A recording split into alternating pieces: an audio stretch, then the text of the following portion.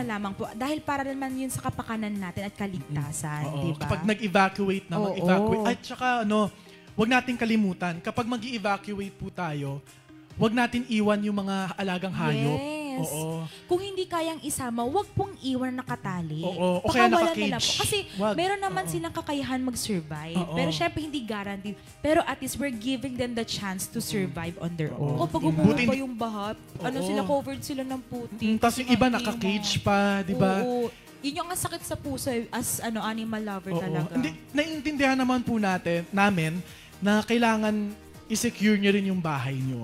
At yung kapakanan nila, syempre, diba? Pero kasi, siguro naman at a time of disaster, wala naman siguro man loloob sa mga bahay natin. And at the same time, may mga nagpapatrol po tayo ng mga barangay tanod at saka mga police, di ba? Sa mga villages, subdivisions, tapos mga barangay natin. So, kung meron man pong manggagawa ng karahasan, magnakaw, parang hindi na siya reasonable. Oo. Wag naman sanang gamitin yung pangyayari para manlamang or mga man ng kapwa, di ba? At saka yun nga, kagaya ng sinabi mo kanina, yung mga hayop natin, may capacity silang iligtas yung sarili nila. Kaya wag po natin iwanan kasi nakakaawa. Wag natin ilimit yung kanilang kakayahan, di ba? Kasi kung kayo nasa sitwasyon na yun, kaya nga tayo nag-evacuate, di ba? Kaya tayo umaalis. Oo. Ganon din ang instinct ng hayop, di ba? Aso, pusa. Bago mag-evacuate din sila. Oo.